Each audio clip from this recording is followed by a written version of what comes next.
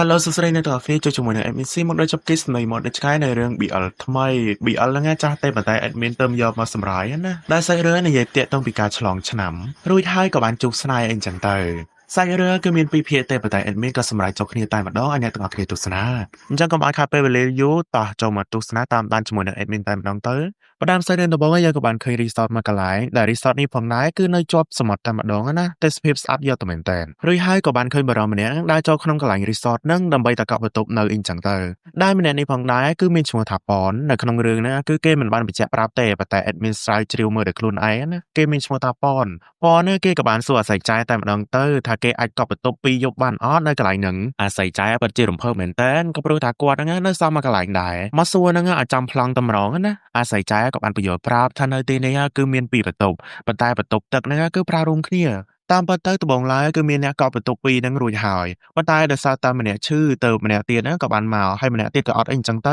ៅបន្ទប់ហ្នឹងនៅសមមកកន្លែងហ្នឹងឯងរីសតពូគាត់ហ្នឹងគឺប្រើសម្រាប់ private បែបលក្ខណៈគ្រួសារអីចឹងទៅអញ្ចឹងហើយក៏វាមានពីរបន្ទប់ប៉ុន្តែបន្ទប់ទឹកហ្នឹងគឺប្រើរួមគ្នាគាត់ទៅលើថាប្រើបន្ទប់ទឹករួមគ្នាប៉ុនហ្នឹងក៏បានបដិសេធភ្លាមៗតែម្ដងនឹងមិនចង់កក់បន្ទប់អីទេគេក៏បានសួរនាំឡើងថាមាន resort អីក្បែរៗហ្នឹងទៀតអត់តែអាស័យចាយគឺអត់បានប្រាប់ទេប៉ុន្តែគាត់ក៏បាននិយាយឡើងនឹងចាក់មនោគមទៅកាន់ប៉ុនបន្ថែមទៀតថាថ្ងៃហ្នឹងគឺថ្ងៃទី30ខែធ្នូថ្ងៃឆ្លងឆ្នាំអីចឹងទៅ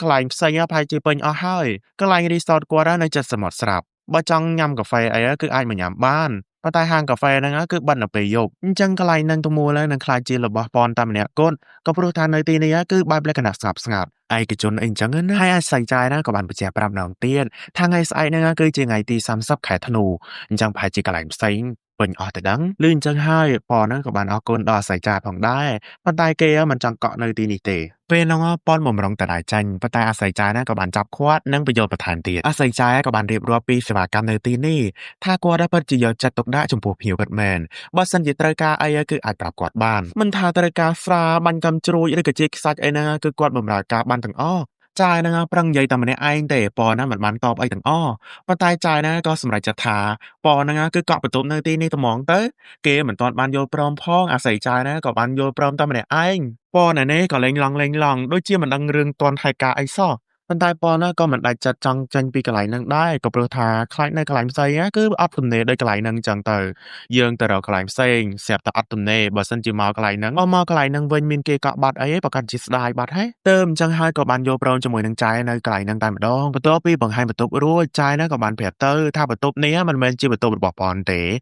ប៉ុន្តែគឺជាបន្ទប់របស់ភ្ញៀវម្នាក់ទៀតបន្ទប់របស់ប៉ុនណាគឺនៅក្បែរនេះសាច់រឿងក៏បង្ហាញភ្ញៀវម្នាក់ទៀតឲ្យយើងបានឃើញដែរនៅចិត្តបន្ទប់ប៉ុនគេម្នាក់នេះមានឈ្មោះថាកប់មិនមែនងាប់ទេណាអ្នកគ្នាគឺកប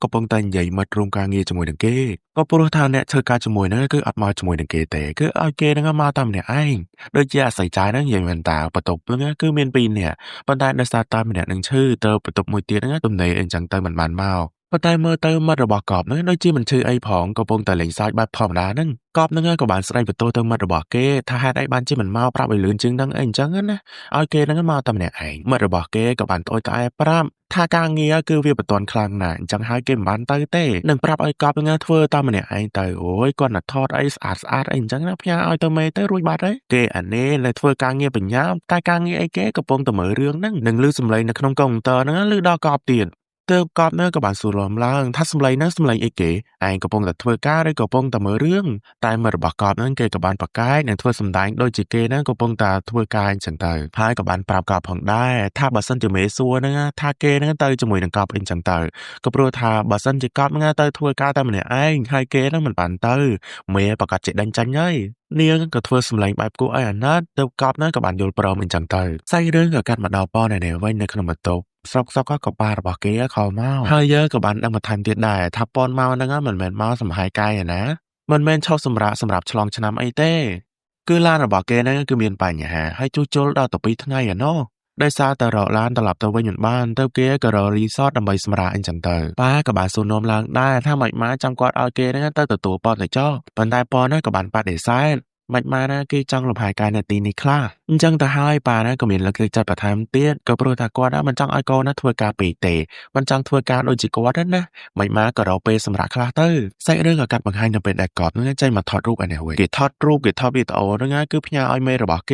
េក៏ព្រោះថានៅកន្លែងធ្វើការរបស់គេគឺត្រូវការរូបភាពបែបអញ្ចឹងណារូបភាពបែបទេសភាពសមុទ្រអីចឹងទៅប៉ុន្តែគេថតហ្នឹងណាស្រាប់តែជួបប៉នទៅអញ្ចឹងហើយគេក៏បានឲ្យប៉នហ្នឹងខាត់បន្តិចមកព្រោះតែគេត្រូវការថតកន្លែងហ្នឹងពិតមែននឹងក៏បាននិយាយបែបផ្សិលធម៌ខ្លះមែនតើជាមួយនឹងប៉ននោះនឹងចង់ឲ្យប៉នហ្នឹងខាត់ចេញតែបន្តិចទេប៉ុន្តែទឹកមុខរបស់ប៉នហ្នឹងដូចជាមិនចង់ខាត់ចេញសោះ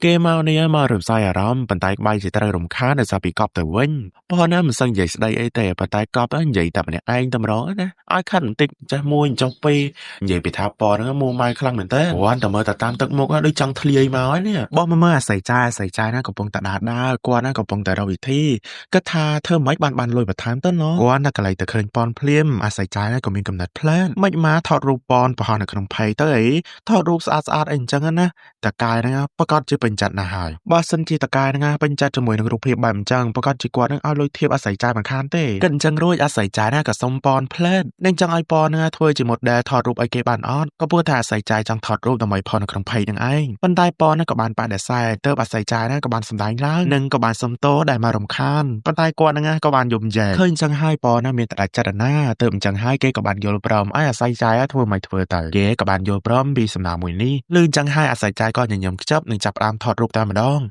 បន្ទាប់ពីថតរូបអាស័យចាយមានអារម្មណ៍ថាដូចជាទលំទលាយមិនដឹងទេវាមិនសមបែបលក្ខណៈគូស្នេហ៍ឬក៏គ្រួសារអីសោះក៏ព្រោះថារីសតរបស់គាត់គឺសម្រាប់គូស្នេហ៍ឬក៏គ្រួសារអីមកលេងងាកមកខ្វាយទៅក៏បានឃើញកប់នៅទីនេះដែរទៅអញ្ចឹងហើយអាស័យចាយក៏សសក់សស្លាទៅស្នើសុំកប់ដើម្បីឲ្យកប់មកថតរូបជាមួយនឹងប៉នអញ្ចឹងទៅកប់គេមានតែថាអីគេក៏បានយល់ព្រមភ្លាមៗតែម្ដងមកចូលដល់កន្លែងថតកប់ញញឹមញ៉ាំថតរូបជាមួយនឹងអាស័យចាយប៉ុន្តែប៉នណាដូចជាមិនញញឹមអីសោះទៅអញ្ចឹងហើយអាស័យចាយក៏ស្នើសុំឲ្យប៉នណាញញឹមតិចទៅប៉ុន្តែប៉ននៅតែមិនញញឹមដដែលទៅអញ្ចឹងហើយអាស័យចាយក៏គិតថាអើយតាមដំណើរទៅចោះក៏ព្រោះតែនៅក្នុងចិត្តក៏គិតថាមិនម៉ាចាំគាត់ប្រើអេបណាដើម្បីទាញឲ្យញញឹមទៅអញ្ចឹងរូបភាពកម្ៅប៉ុណ្ណឹងអីវាមិនអីទេបន្ទាប់ពីបានថតរូបរួចគាត់ក៏បានសំទោសដែលរំខានពេលវេលាយ៉ាងណាក៏អរគុណច្រើនដែរសម្រាប់ការថតមួយនេះបន្ទាប់ពីអាស័យចាយចេញបានកប់ណាក៏ចេញប្រតិបត្តិការក្នុងការថតរូបជាបន្តទៀតគេថតទៅកន្លងសោះហ្នឹងប៉នណែក៏មកកញ្ញៅដាក់គេក៏ព្រោះថាកប់ហ្នឹងគឺថតនៅក្បែរគេអីចឹងទៅ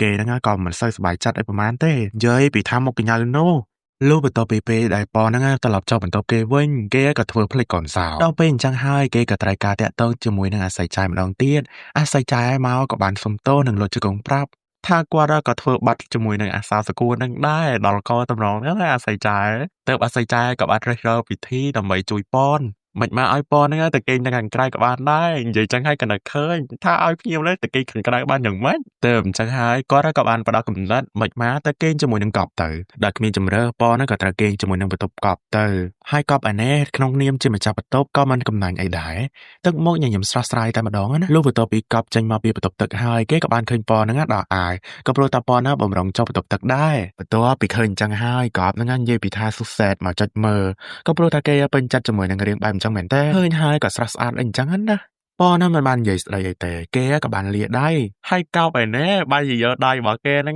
ងទៅចាប់ដៃប៉នតាមពិតទៅគេយកកសែងជូតខ្លួនគេមិនបានត្រូវការដៃកប់ទេអើយដល់កហ្មងអាស័យកប់នេះហួយមិនដឹងថាកប់នេះគិតអីដែរនៅពេលហ្នឹងប៉ុន្តែកប់ក៏បានប្រាប់ថាគេបានឲ្យកសែងជូតខ្លួនទៅកាន់ប៉នហ្នឹងតាណែអាម៉េចតែប៉នមិនបានមើលគ្រប់ជ្រុងជ្រោយបែរជាសុំកសែងជូតខ្លួនគេឃើញប៉នផ្លេចភ្លាំងអញ្ចឹងគេក៏បានលេងសើចបន្ថែមទៀតឬមួយក៏ប៉នចង់ប្រើកសែងជូតខ្លួនរបស់គេដែរប៉ននេះគេមិនបានលេងសើចជាមួយទេគេក៏បានដៅចូលក្នុងបន្ទប់ទឹកបាត់សង្ស័យពេលហ្នឹងប៉នភ្លេចមែនទែនបានបន្តិចមេរបស់កប់ហ្នឹងក៏បានខលមកខលបែបជីវិតទៅខលណាដែលគាត់បានស្ដីបន្ទោទៅកាន់កប់ក៏ព្រោះតែកប់ហ្នឹងថតរូបតិចពេករូបដែលថតហ្នឹងសឹងបាន10រូបផងក៏បានតទៅវិញដោយសារពីគេមកហ្នឹងគឺម៉ោង 2 ទៅហើយនៅ check in check អីទៀតដល់ព្រះអាទិត្យវាលិចបាត់ហើយទៅអញ្ចឹងហើយក៏បានរូបតិចអីអញ្ចឹងណាមេស្រីក៏បានសង្ស័យឡើងថាកប់ទៅហ្នឹងមិនមែនទៅធ្វើការទេបើទៅធ្វើការមែនណាមិនបានរូបប៉ុណ្ណឹងទេឬមួយក៏កប់ហ្នឹងទៅឆ្លងឆ្នាំជាមួយនឹងសង្សារដែរកប់ក៏បានបកាយតែបកាយហ្នឹងមិនឈ្នះមេទៅក៏ព្រោះតែមេកំពុងតែខលវីដេអូឃើញប្រុសម្នាក់នៅក្នុងបន្ទប់ហ្នឹងដែរគាត់ក៏បានឃើញប៉ននឹងច្បាស់ថាកប់ហ្នឹងគឺសង្សាររបស់ប៉នហ្នឹងឯងមិនបាច់លាក់គាត់ទេគាត់មើលឃើញហើយមេស្រីក៏បានសួរនាំបន្ថែមទៀតចុះឯណាមិត្តភក្តិរបស់កប់ក៏ព្រោះថាទៅនេះគឺទៅពីរនាក់កប់ហើយនឹងជាមួយនឹងម្នាក់ស្រីម្នាក់ទៀត តែកប់ហ្នឹងមិនទាន់បានតបអីផងមេស្រីក៏បានសួរនាំម្នាក់ឯងក៏ឆ្លើយម្នាក់ឯងដូចគ្នាមេស្រីក៏បានគិតថាចាពីរអ្នកហ្នឹងទៅប្រកាសជាកប់បន្ទប់ពីរបន្ទប់ហើយហើយអាបន្ទប់មួយហ្នឹងគឺកប់ទុកសម្រាប់សង្សាររបស់គេមេស្រីក៏បានសង្កត់ធ្ងន់តែម្ដងតែតើនឹងការថតរូបមួយនេះគាត់ចង់ឲ្យកប់ហ្នឹងថតរូបឲ្យបានច្រើនជាងនេះទី1ហើយទី2នាំសង្សាររបស់គេហ្នឹងទៅថតដែរទៅគាត់តែនិយាយចឹងហើយក៏ចេញបាត់កប់ឯនេះរត់ទៅតបអីបកាយអីក៏មិនទាន់តមកទៀតកប់ហ្នឹងក៏បានសួរប៉នថាប៉នហ្នឹងឈ្មោះអីគេដែរចំណែកគេគឺឈ្មោះកប់ណាប៉នលឺហើយក៏ធ្វើមិនដឹងធ្វើមិនលឺធ្វើពងើយកតៅដាក់ប៉ុន្តែកប់គឺជាមនុស្សរឿយរាក់ទាក់ដល់ពេលអញ្ចឹងហើយគេក៏និយាយតាក់ទងពីចំណុចចិត្តរបស់គេតែម្ដងទៅថាគេចូលចិត្តភ្នំចូលចិត្តទឹកធ្លាក់ជាពិសេសសមុទ្រហ្នឹងតែម្ដងហើយបើសិនជាអាហារវិញចូលចិត្តរបស់គេពងសាច់ជូកពងឲ្យតែរបស់ពងណាដាក់មកចោលគឺពេញចិត្តទាំងអស់តែម្ដងណាដូចចោលប៉នពេញប៉នណាចូលចិត្តបែបលក្ខណៈយ៉ាងម៉េចដែរប៉នណាក៏បានតបឡើងនឹងសម្ដីក៏ពុករយខ្លាំងយកមែនតើនេះលោកចង់ដឹងថាអីដែរនិយាយច្រើនម៉េចធ្វើដូចជាមិនធ្លាប់មានមិត្តភក្តិនឹងពីមុនចឹងនិយាយចឹងរួចកប់នឹងក៏បានស្ងាត់បន្ទាប់មកគេក៏បានតបឡើងនេះលោកនិយាយតែតង់ពីរឿងមិនមានមិត្តមកនិយាយលេងចឹងលោកដឹងអត់ថាតាំងពីក្មេងៗគេតែងតែសើចមកខ្ញុំរហូតថាមុខរបស់ខ្ញុំណាគឺអន់ខ្ញុំមកគឺជាមនុស្សម្នាក់បែបមិនចង់មានរឿងវែងឆ្ងាយវាពិតជាពិបាកខ្លាំងណាស់នៅពេលដែលយើងចោះសម្រងជាមួយនឹងក្មេងប្រុសចាប់តាំងពីពេលនោះទៅខ្ញុំក៏គ្មានមិត្តដែរពេលដែលចង់ចូលទៅក្រុមមិត្តភក្តិស្រីក៏ពិបាកដល់ពេលចូលទៅខាងប្រុសវិញក៏ចូលមិនបានលោកមានដឹងអត់ថាខ្ញុំធុញថប់ប៉ុណ្ណាក៏និយាយចឹងហើយគេក៏បានចង់យំទៅប៉ណាក៏បានចូលមកលួងលោមអីចឹងទៅប៉ណាក៏បានសុំទោសហើយគេសុំទោសមិនទាន់រួចមាត់ផងចប់ហ្នឹងក៏បានសើចឡើងគួរចង់ប្រេងឲ្យទាំងអ្នកមើលដែរហ្នឹងតាមពិតអាពេលដែលគេនិយាយមិញហ្នឹងគឺជាពេលដែលនិយាយលេងទេហើយប៉ហ្នឹងជឿដែរមែនយ៉ាប់ណាស់ប៉ហ្នឹងឡើងចង់ដាច់ឆ្កេះជាមួយនឹងកប់ដែរហ្នឹងណាឥឡូវចាំមើលប៉ហ្នឹងនិយាយពីគ្រួសាររបស់គេម្ដងគ្រួសាររបស់ប៉ហ្នឹងគឺខុសពីគ្រួសារកប់ដោយសារពីគ្រួសាររបស់ប៉ហ្នឹងមិនសូវចាញ់អារម្មណ៍ទេបែរថាមិនសូវបង្ហាញអារម្មណ៍ណាមិនសូវមានសេរីភាពថែមទាំងជ្រើសរើសในអត្ថន័យនៃជីវិតរបស់ខ្លួនឯងតែក៏មានប៉ាម្នាក់ប៉ាតែនិយាយចាត់ជាមួយនឹងប៉ននិយាយចឹងហើយគេក៏បានញាស់កប់ក៏ព្រោះតែកប់ពេលនេះកំពុងតែចូលទូខ្លាំងណាស់ដោយសារតែចង់បដូរប្រធានបទទៅកប់ហ្នឹងក៏បានសួរនាំឡើងថាប៉នណានៅពេលដែលចូលគេងអីមានអីចុកខ្លួនអត់គេអានេះគឺជាកសែងនឹងឯងបើថាជាទូទៅអីគឺគេចូលចិត្តគេងខ្នើយអោបអីចឹងអោបខ្នើយអោបអីចឹងទៅបានគេងលក់បើអត់មានអីអត់មានអត្រូវការខ្នើយអោបទេត្រូវការតែភួយមកមុខណាគឺបានហើយហើយចុះអ្នកទាំងអស់គ្នាវិញនៅពេលដែលគេចូលចិត្តអោបអីគេដែរក៏គេចង់ដឹងគឺចង់ដឹងថាប៉នហ្នឹងមានអីអោបនៅពេលដែលចូលគេងដែរឬក៏អត់ប៉ុន្តែប៉នណាគឺមានតាប៉ុន្តែគេមិនចង់ប្រាប់កប់ទេទើបអញ្ចឹងហើយកប់ក៏បានគម្រាមថាបើសិនជាមិនប្រាប់ទេគេមិនឲ្យគេងនៅលើគ្រែគេទេទើបប៉នហ្នឹងក៏បានប្រាប់ទៅថាជាតុក្កតាកប់ក៏ចង់ដឹងទៀតថាតុក្កតាហ្នឹងតុក្កតាអីគេហើយឈ្មោះអីគេដែរអូនិយាយពីថាចង់ដឹងនោះប៉ុន្តែម្ចាស់គេមិនខ្ចីឆ្លើយទេគាត់តែឡើងលើគ្រែហើយក៏សង្អោគេអញ្ចឹងទៅពេលព្រឹកឡើងកប់ហ្នឹងមានជាការយកដៃហ្នឹងមកដាក់លើប៉ុនតែម្ដងគេឡើងចង្អេងចង្អាងខ្លាំងយកមែនតើប៉ុន្តែប៉នហ្នឹងក៏មិនបានដាក់កប់ដែរគេក៏បានដកដៃសឹមចាញ់ពីកប់បាទយកដៃកប់ហ្នឹងចាញ់ពីខ្លួនឯងសម្រាប់យូរទៅដូចចង់វល់ខ្លួនឯងដែរប៉នណាគេថែមទាំងបានយកភួយមកទៅដប់ឲ្យកប់ទៀតខាច់ក្រាដល់ហើយណាពេលព្រឹកអញ្ចឹងអាស័យចាយក៏បានយកសោសគួរហ្នឹងឲ្យទៅកាន់ប៉នដូចគ្នាហើយក៏ថែមជាមួយនឹងសម្លៀកបំពាក់ដែលប៉នកំងផងដែរអាស័យចាយក៏បានសុំទោសម្តងទៀតនៃរឿងប្រយោគមិញគាត់ក៏បានសួរនាំបន្ថែមទៀតថាដោយសារពីព្រឹកហ្នឹងគឺគាត់មានបំរើអាហារអញ្ចឹងទៅគាត់ក៏បានសួរជំរើសប៉នថាប៉នហ្នឹងមានត្រូវការអាហារអីអត់ប៉នហ្នឹងក៏បានកំងបាយសាច់គោប៉ុន្តែអាស័យចាយនៅខ្វះម្នាក់ទៀតគឺកប់ហ្នឹងត្រូវការអីគេដែរអាស័យចាយដែលរៀបរាប់ម្ហូបអំបិលមិញគាត់ក៏បានប្រាប់ទៅថាដូចជាមានបាយបង្គាមួយហ្វងអីចឹងណាប៉នហ្នឹងក៏បានប្រាប់ទៅថាម្នាក់ទៀតត្រូវការបាយបង្គាមួយហ្វងរួចប៉នគេណៃចាំបានដែរក៏ព្រោះថាប្រយោគមិញក៏បាននិយាយប្រាប់ពីចំណុចចិត្តរបស់គេអីចឹងទៅនិយាយរួមទៅឲ្យតែមានអីបងគឺគេដឹងតែពេញចិត្តហើយអាស័យចាយលើហើយមានចការអៀនព្រៀនដោយសារតែគិតថាប្រយោគមិញគឺគេបាននៅគេងជាមួយគ្នាអញ្ចឹងណារួចហើយក៏មកអៀនតែម្នាក់ឯងអីចឹងទៅហើយជាអាស័យចាយគ្រប់ច្រើននៅរឿង BL ដែរមកទៅបន្ទាប់ពីបានអាហាររួចប៉នក៏មកចិត្តកប់ដោយគេចង់ប៉ះកប់អីមិនដឹងទេ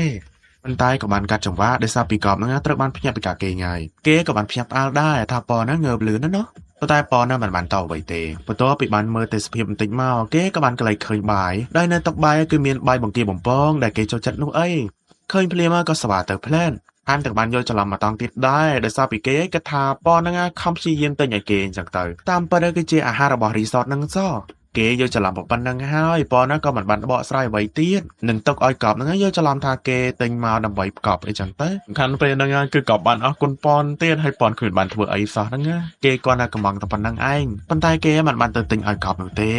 ពេលហ្នឹងប៉នក៏បានថាឲ្យដោយសារពីកប់អត់ទាន់បានដុសធ្មេញអីទេហើយគេមកញ៉ាំបាយតែអញ្ចឹងមែនកប់ក៏បានតបឡើងទម្រាំតែយើងដុសធ្មេញហើយបាយបកាអីហ្នឹងគឺវាជាក់អស់ហើយអញ្ចឹងហើយអ្នកទាំងពីរក៏បន្តញ៉ាំបាយទៀតលុះបន្ទាប់ពីញ៉ាំបាយរួចហើយគេណាក៏បានចេញមកក្រៅដែលមានចែនៅចិត្តនេះគាត់ក៏បានសួរឡើងថាយ៉ាងម៉េចដែរអាហារពេលព្រឹកគឺឆ្ងាញ់អត់ខាងរបស់ពួកគាត់គឺតាំងចាត់ធ្វើអស់ពីថ្វីដៃតែម្ដងលឺអញ្ចឹងហើយក៏មានជាការភ្ញាក់ផ្អើលមែនទែនក៏ព្រោះតែគេយកច្រឡំគិតថាប៉ហ្នឹងគឺខំទិញឲ្យគេអញ្ចឹងទៅតាមពិត